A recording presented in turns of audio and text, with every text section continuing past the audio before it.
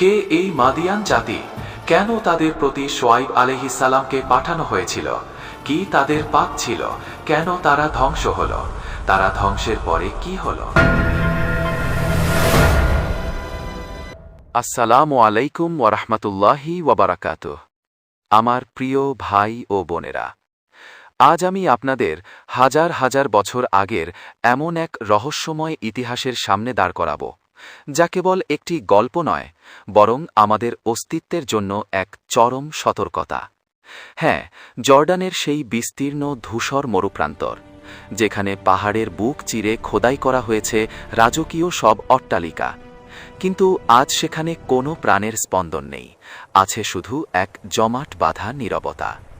যে স্থানটির নাম মাদিয়ান, যেখানে আমাদের নবী দলের মধ্যে একজনের সংরক্ষিত কবর রয়েছে এখনও, যার নাম শুআয়ব আলাইহিস সালাম। এই জনপদটির নাম কেন মাদিয়ান হল? কে এই মাদিয়ান জাতি? কেন তাদের প্রতি শুআয়ব আলাইহিস সালামকে পাঠানো হয়েছিল? কি তাদের পাপ ছিল? কেন তারা ধ্বংস হলো? তারা ধ্বংসের পরে কি হলো? মাদিয়ান জাতির সমৃদ্ধি ও ধ্বংসের রহস্য কি? তারা কি এমন অপরাধ করেছিল যার পরিণতিতে পুরো জাতি ধ্বংস হয়েছিল? হযরত শুআয়ব আলাইহিস সালামের পর সেখানে কি করেছিলেন? তার কবর শরীফের বর্তমান অবস্থা কি? আর সবচেয়ে গুরুত্বপূর্ণ বিষয় হল, তাদের সাথে বর্তমান সমাজে আমাদের এই চলাফেরার ভেতরে কি কি মিল রয়েছে। আপনাদের সবারই এই বিষয়গুলো জানা অত্যন্ত জরুরি এই বর্তমান যুগে। তো আসুন ভিডিওটি পুরোপুরি দেখুন, তাহলেই জানতে পারবেন সবকিছু। আজ থেকে প্রায় ৩৫০০ বছর আগে হযরত ইব্রাহিম আলাইহিস সালামের পুত্র মাদিয়ানের নামানুসারেই এই উর্বর ভূমিতে গড়ে উঠেছিল এক সমৃদ্ধ সভ্যতা। কিন্তু জানেন কি, সময়ের আবর্তে কয়েকশো বছর পর এই জাতিটি নিজেদের শিকড় ভুলে গেল।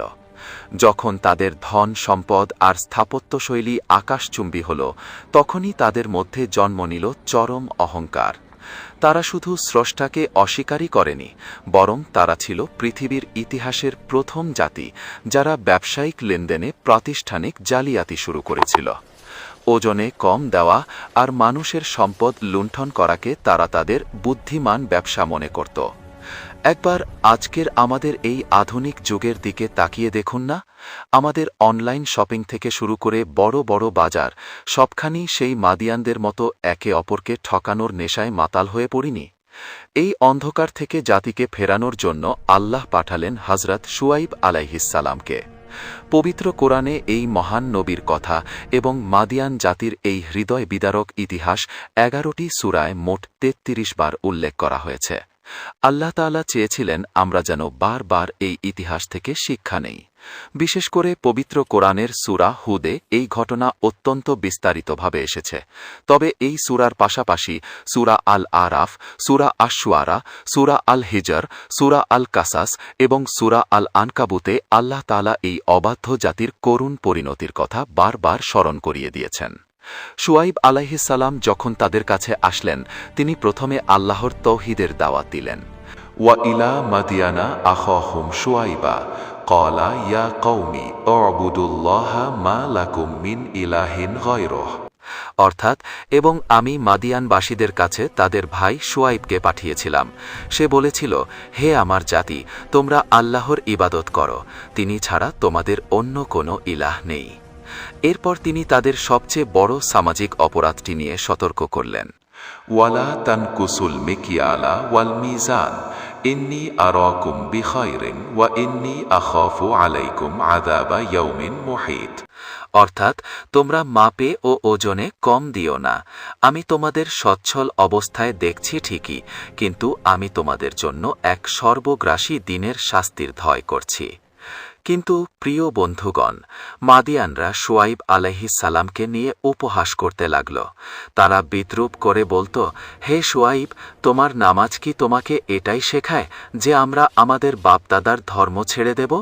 তারা ভাবেনি যে তাদের এই সামান্য কয়েক টাকার ব্যবসায়িক জালিয়াতি একদিন তাদের পুরো জাতিকে মাটির সাথে মিশিয়ে দেবে। হাদিসের পাতায় এই জাতির এলাকাটি আজও এক বিভীষিকার নাম।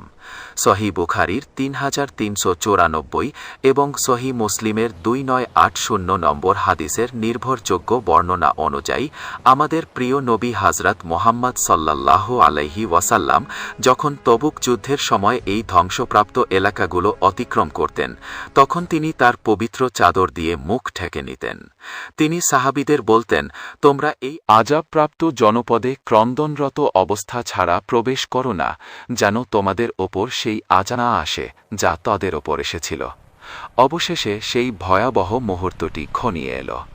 আল্লাহর আদেশে টানা 7 দিন সেই মরুভূমিতে অসহ্য দাবদাহ চলল। গরমের তীব্রতায় তাদের শরীর পুড়ে ঝলসাতে লাগল।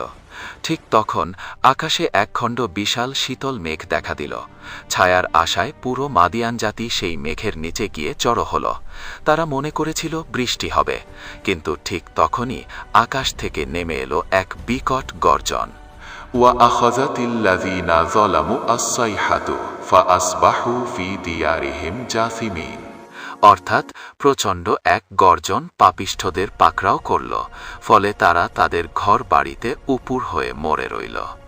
সেই এক নিমেষের আওয়াজে তারা পাথরের মতো জমে গেল। পরদিন সকালে দেখা গেল তাদের সেই বিলাসবহুল প্রাসাদের ভেতরেই তারা হাঁটু গেড়ে বসা অবস্থায় মৃত পড়ে আছে, যেন সেখানে কোনো দিন প্রাণের কোনো চিহ্নই ছিল না। ভয়াবহ গর্জনে মাদিয়ান জনপদ পুরোপুরি ধ্বংস হয়ে যাওয়ার পর হযরত শুআইব আলাইহিস সালাম সেই স্থানে ত্যাগ করেননি। পবিত্র কোরআন এবং ইসলামিক বর্ণনা অনুযায়ী তিনি সেখানেই তাওহীদ ও ন্যায় প্রতিষ্ঠার কাজ চালিয়ে যান। যদিও তার সম্প্রদায়ের অধিকাংশ ধ্বংস হয়েছিল, কিন্তু যারা ঈমান এনেছিল তারা তার সাথেই ছিল। মাদিয়ানে পরবর্তীতে নতুন করে সভ্যতা গড়ে ওঠে, তবে পূর্বের সেই জাঁকজমক আর ছিল না। হযরত শুআইব আলাইহিস সালামের কবর শরীফ এখনও মাদিয়ানেই অবস্থিত এবং এটি একটি পবিত্র স্থান হিসাবে গণ্য। বর্তমানে এই এলাকাটি জর্ডান এবং সৌদি আরবের সীমান্ত কাছে অবস্থিত। প্রত্নতাত্ত্বিক নিদর্শন হিসাবে এই ধ্বংসপ্রাপ্ত এলাকাগুলো আজও কালের সাক্ষী হয়ে দাঁড়িয়ে আছে এবং এগুলোকে মাদায়েন শুআইব বা আল খারিবা নামেও ডাকা হয়। এই স্থানগুলো ইউনেস্কোর বিশ্ব ঐতিহ্যের তালিকায়ও অন্তর্ভুক্ত।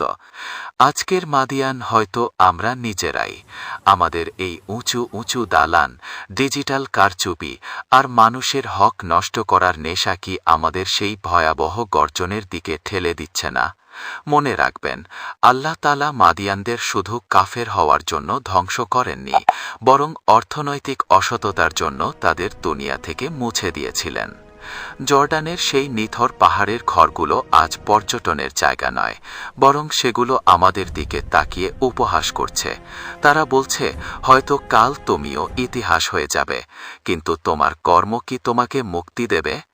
প্রিয় দর্শক, আমাদের এই চ্যানেলের উদ্দেশ্যই হল ইতিহাসের এই ভুলে যাওয়া শিক্ষাগুলো আপনাদের হৃদয়ে গেঁথে দেওয়া। আপনারা যারা এতক্ষণ ধৈর্য ধরে এই সত্য কথাগুলো শুনলেন, আপনাদের কাছে অনুরোধ, ভিডিওটি শেয়ার করে অন্যকেও সতর্ক হওয়ার সুযোগ করে দিন। আপনার একটি শেয়ার হয়তো কারো জীবন বদলে দিতে পারে।